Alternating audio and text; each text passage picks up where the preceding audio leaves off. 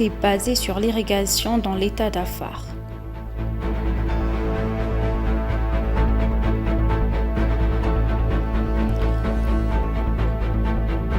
Assistance humanitaire fournie à quelques 2,5 millions de personnes dans l'état du Tigray.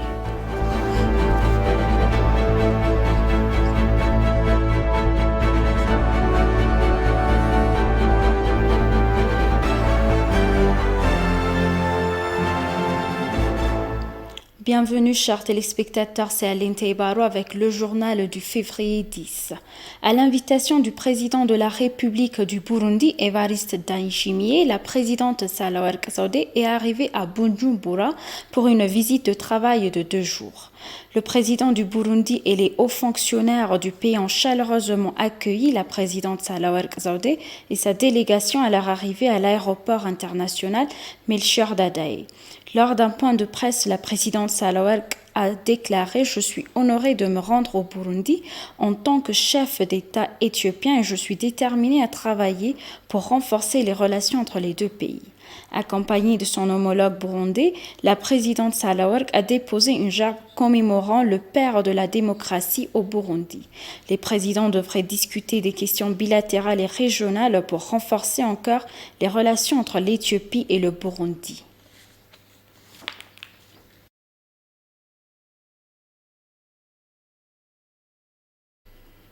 Le Premier ministre Abiy Ahmed a apprécié la culture du blé d'été basée sur l'irrigation dans l'état d'Afar.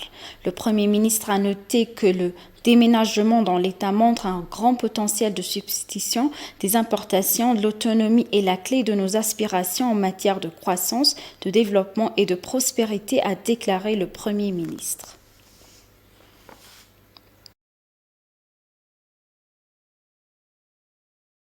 Le porte-parole du ministère des Affaires étrangères de l'Éthiopie, l'ambassadeur Dina Mufti, a déclaré que l'Éthiopie était pleinement attachée à la mise en œuvre du programme de l'Union africaine. Il a également déclaré que l'Éthiopie est toujours prête à résoudre le différend frontalier avec le Soudan de manière pacifique et diplomatique. Metasabia Weldaragay a plus. L'ambassadeur Dina Mufti a présenté le point de presse hebdomadaire du ministère axé sur diverses activités diplomatiques du ministère, la 34e session ordinaire de la conférence de l'Union africaine et la 38e réunion du Conseil exécutif de l'Union africaine récemment conclue. Divers engagements du ministère et des organes compétents concernant les efforts humanitaires et de réhabilitation à Tigray, y compris les principales activités liées à la diplomatie économique, les activités diplomatiques axées sur les citoyens et le renforcement des capacités des membres du personnel. En ce qui concerne les activités diplomatiques, l'ambassadeur a déclaré que le vice-premier ministre et ministre des Affaires étrangères de l'Éthiopie avaient eu des discussions fructueuses avec l'administrateur adjoint du PNUD et le directeur régional pour l'Afrique, Ahuna Eziakonwa, et le ministre russe des Affaires étrangères, Sergei Lavrov. L'ambassadeur Dina Mufti a également déclaré que la 34e session ordinaire de la conférence de l'Union africaine et la 38e réunion du Conseil exécutif de l'Union africaine se sont déroulées avec succès virtuellement, ajoutant que la pandémie de Covid-19 et l'accès au programme de vaccination étaient les principaux problèmes. Dina a également déclaré que la présidente Sahle-Work Zewde avait informé la 34e session ordinaire de l'Assemblée de l'Union de l'attachement indéfectible de l'Éthiopie à l'Union et la position de l'Éthiopie pour résoudre pacifiquement le différend frontalier entre l'Éthiopie et le Soudan.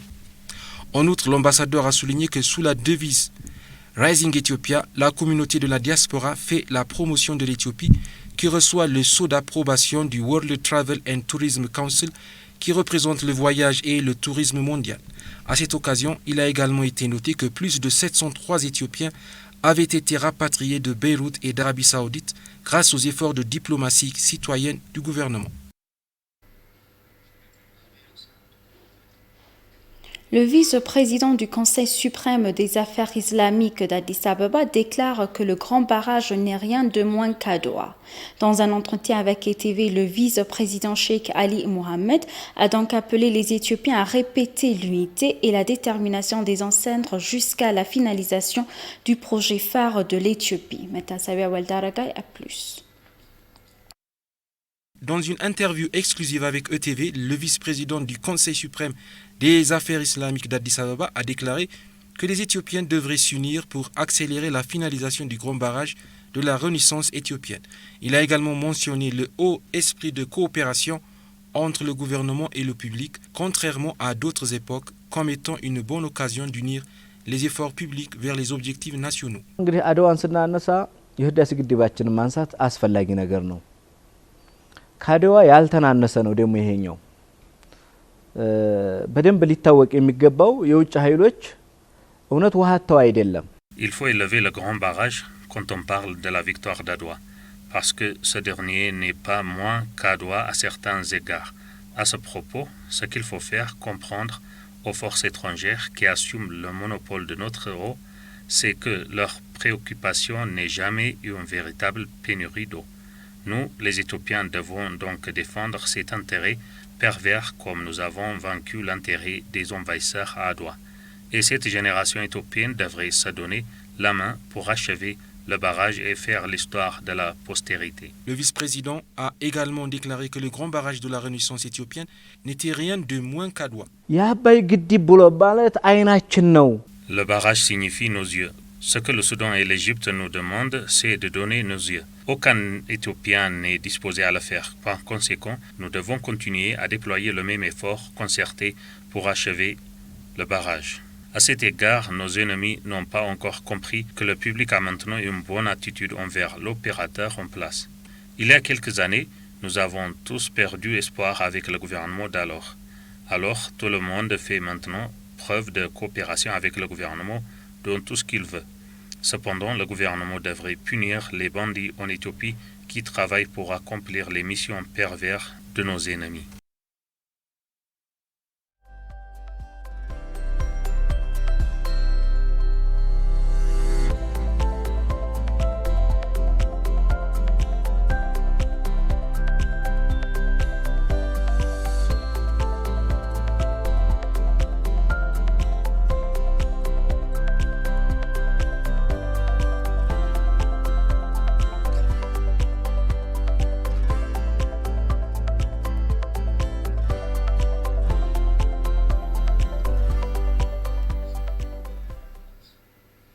Les acteurs sur le terrain ont suggéré la nécessité d'inclure correctement la victoire d'Adwa dans le système circulaire afin de la promouvoir correctement auprès des générations actuelles et futures. Ceci est conformé à la victoire écrasante que la bataille d'Adwa a provoquée en brisant de la mentalité coloniale et la suprématie blanche. Moubarak Moussa a plus. Adwa est toujours le témoin de ce que les Africains ordinaires peuvent faire lorsqu'ils se rassemblent en tant qu'agriculteurs, éleveurs, femmes et ruraux, ouvriers et artistes. Ils ont pu remporter une victoire décisive contre les forces coloniales mondiales. C'est pourquoi de nombreuses personnes sont d'accord sur sa conservation et sa documentation. La victoire d'Adwa est également considérée comme acquise pour le solide mouvement panafricain. የፖለቲካ ሂደታችን ችግር አለበት ባይ ነኝ። እሱንም መፈተሽ አለብን። ለምንድነው አድዋን በስርዓቱ ትምህርት ስርዓት ውስጥ አላስገባ ነው ያላካተት ነው ብሎ መጠየቅ ያስፈልጋል። La victoire d'Adwa est devenue un tremplin pour le mouvement panafricain. C'est un moyen pour les Africains de discuter de la question africaine dans diverses réunions mondiales. Ils se sont rencontrés d'abord à Londres, puis à Bruxelles et à Paris. Peu à peu, il est revenu à son origine, l'Afrique dirigée par Kwame Nkrumah.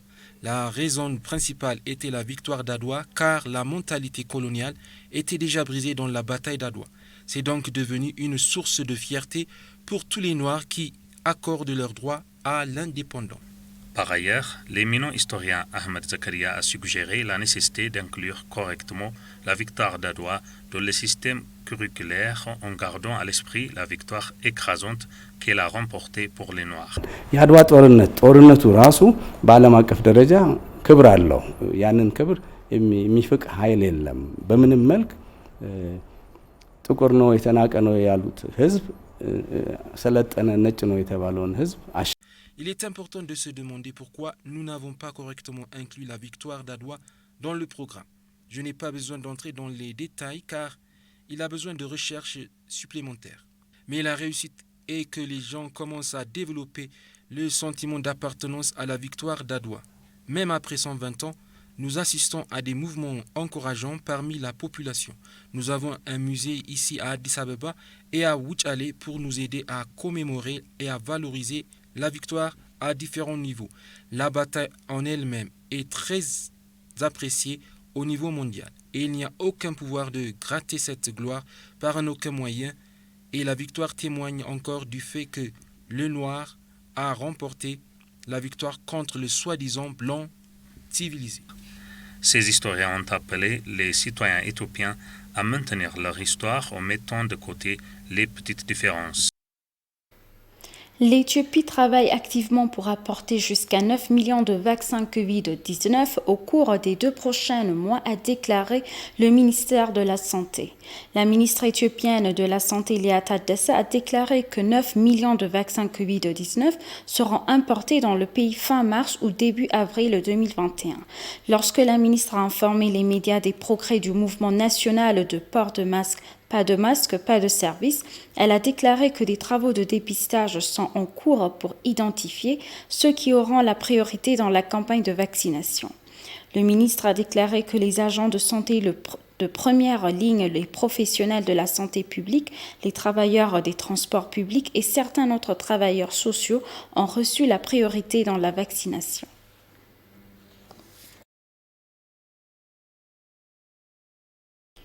Et pour conclure, la Commission nationale de gestion des risques de catastrophe aux côtés de l'Agence pour les réfugiés et les rapatriés a annoncé qu'elle travaillait sans relâche pour réactiver pleinement et continuer de fournir tous les services nécessaires aux réfugiés érythréens.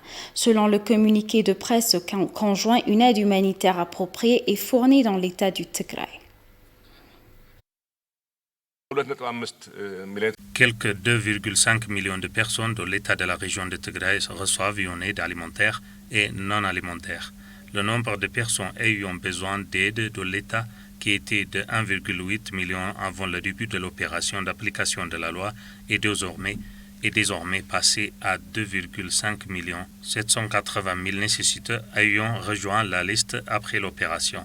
Quelques 890 000 quintaux de blé supplémentaires ont atteint le port de Djibouti et seront bientôt distribués aux bénéficiaires.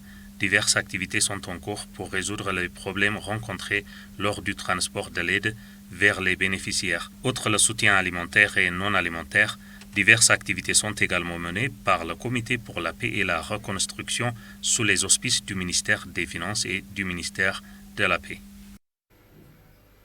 Entre-temps, l'Agence pour les réfugiés et les rapatriés a déclaré qu'elle rétablissait pleinement et continuait de fournir tous les services nécessaires aux réfugiés érythréens dans les camps de réfugiés d'Adi Harouche et de Maï-Eni, en résidant près de 70% des réfugiés érythréens dans les camps relativement accessibles, et l'opération de rétablissement de l'ordre a été rapidement dans la région.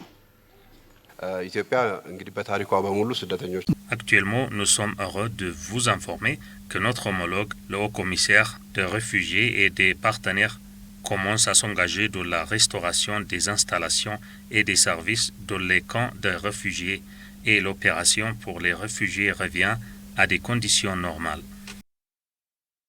Chers téléspectateurs, nous vous rappelons les titres principaux.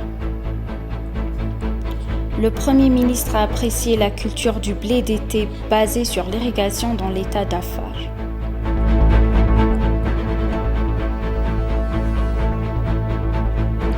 Assistance humanitaire fournie à quelques 2,5 millions de personnes dans l'État du Tigray. Merci chers téléspectateurs, c'est la fin du journal. C'était Aline Taibaro avec le journal. Restez avec nous avec le reste des programmes. Bonne journée.